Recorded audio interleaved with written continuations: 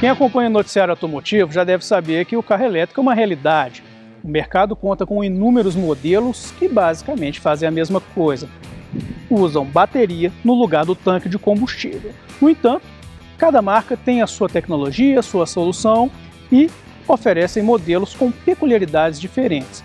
Além disso, um carro elétrico conta ali com alguns segredos que muitas vezes a gente não sabe o que significa e só vai descobrir na prática. A gente vai explicar tudo, né, um beabá do carro elétrico. Agora, estamos com 3 opções aqui de valores, potências e autonomias bem distintas para explicar para você.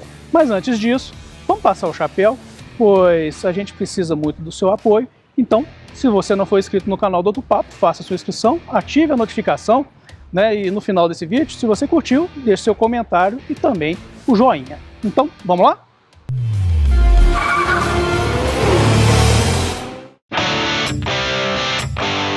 Para início de conversa, é preciso deixar claro que o carro elétrico ainda é muito caro e as razões são simples. Trata-se de uma tecnologia nova, recente. Enquanto o motor a combustão está há mais de 100 anos no mercado, esses carros começaram a chegar na última década. E o fato aqui no Brasil que é amplificado pela cotação do dólar, pois são carros que são importados, componentes importados, tudo isso eleva demais o preço. Já se tornou factível, muita gente tem optado pelo elétrico. Mas fica aquela dúvida, qual carro que eu vou escolher? Não apenas pelo preço, mas o que ele entrega. Bom, vamos explicar aqui, temos 3 opções aqui com valores de preços bem diferentes e motorizações diferentes em termos de potência e também em termos de autonomia de bateria. E bateria é um ponto crítico, pois não adianta nada você ter um carro bacanão que custa uma grana se ele não vai conseguir sair da garagem. Um ponto que é muito curioso quem pretende comprar um elétrico é em relação à autonomia. Né, todo mundo vende lá autonomia de 300 km, 400 km, 600 km com uma carga de bateria. Bom, mas na prática não é assim. Na prática você pode descontar ali uns 20% a menos sempre que você der a carga, pois consome muita energia com vários fatores. Subindo ladeira você vai consumir mais energia do que se você estivesse andando no plano.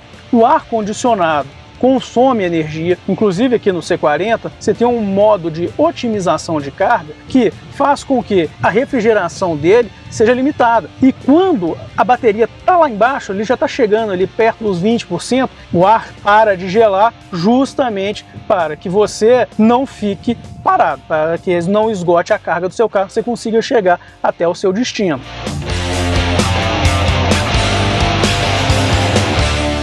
Já que o amigo já sabe que a velocidade interfere na autonomia, vamos falar um bocado sobre autonomia e bateria. Pois é, cada carro elétrico tem ali uma oferta de autonomia e baterias. Na prática, elas utilizam os mesmos componentes químicos, elas utilizam a mesma estrutura, que em todos esses 3 carros as baterias são montadas sob o assoalho, ou seja, a gente está praticamente sentado em cima do berço das baterias, mas cada uma difere da outra pela sua capacidade de carga.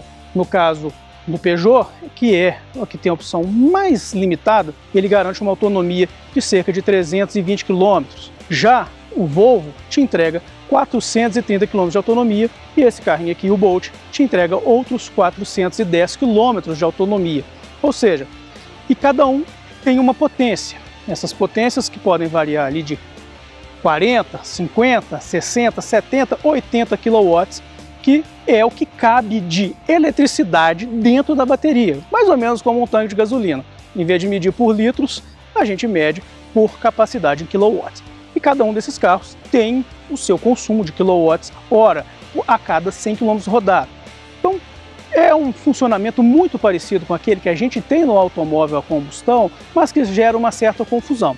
O Bolt, por exemplo, ele tem baterias de 66 kW, que garante ali seus 410, 415 km de autonomia. Já o Peugeot, ele tem uma bateria um pouquinho mais fraca ali na casa dos seus 50 kW, que garantem ali cerca de 320, 340 km de autonomia.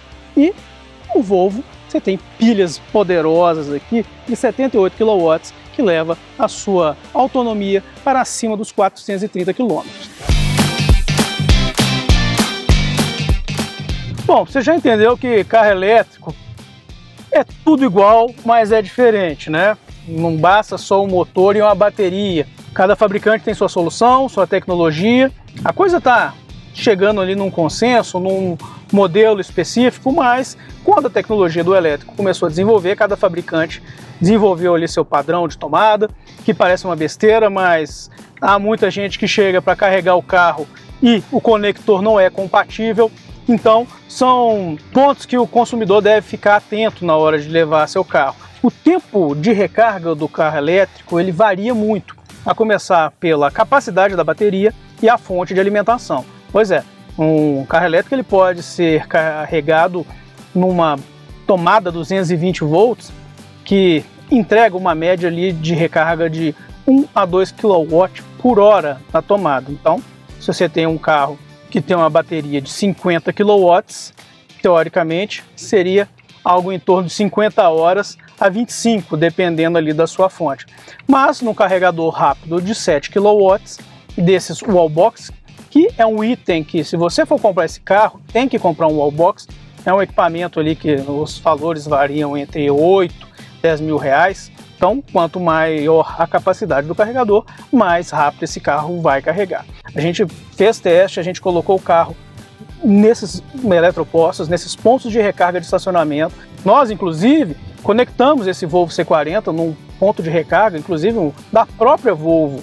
E depois de 2 horas na tomada, ele recuperou 12% da carga. Mais ou menos isso, né, numa coisa de 6 kWh, que era a potência do equipamento. Já o Peugeot, ele foi conectado numa rede 220, então ele passou 2 noites carregando, para a gente conseguir recuperar ali seus quase 50 kW da bateria.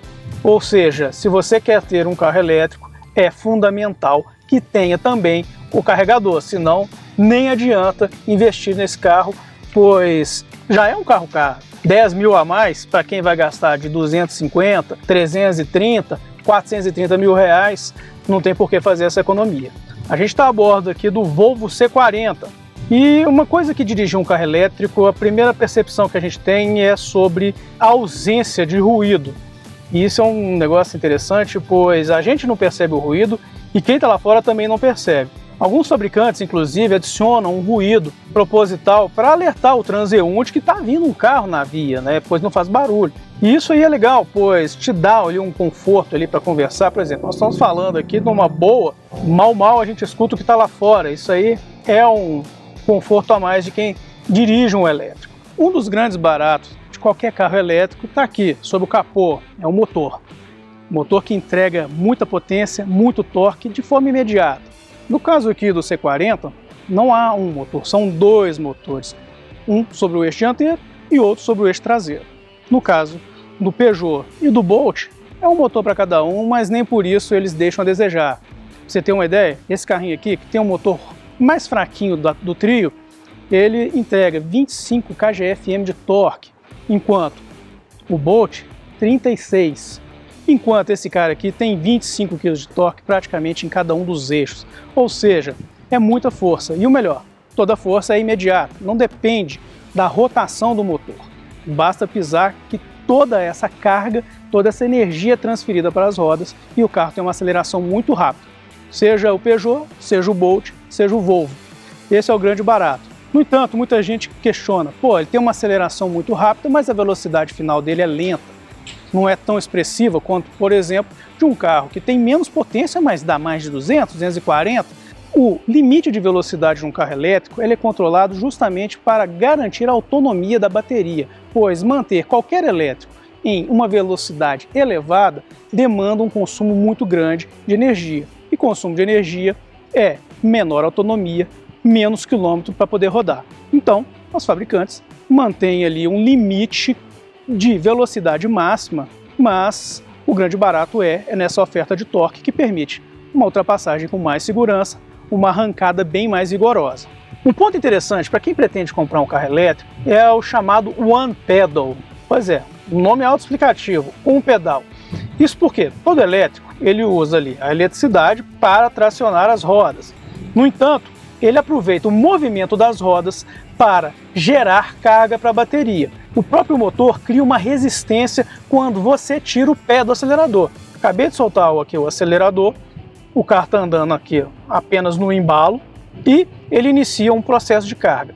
No entanto, eu não estou com o One Pedal ativado. Quando eu ativo o One Pedal, o que acontece? Ele amplifica essa resistência e essa resistência aumenta ali os quilowatts que são regenerados. Claro, não dá para você recarregar seu carro todo, mas você ganha ali um pontinho de bateria ali, 1 ponto, 2 pontos percentuais.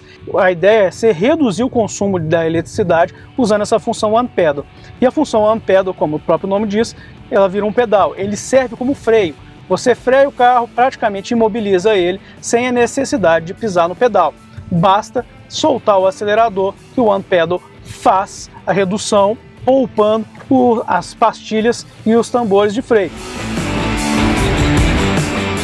Pois é, agora que você já sabe como é que funciona um carro elétrico, que seu princípio é muito parecido com o motor a combustão, mas que no lugar do tanque de combustível você tem uma bateria que alimenta a unidade elétrica, dá para você mais ou menos ter uma ideia se vale a pena ter ou não um carro desse na garagem, né? Lembrando que autonomia, que potência, torque, velocidade máxima são fatores ali que alteram ali a sua experiência ao volante.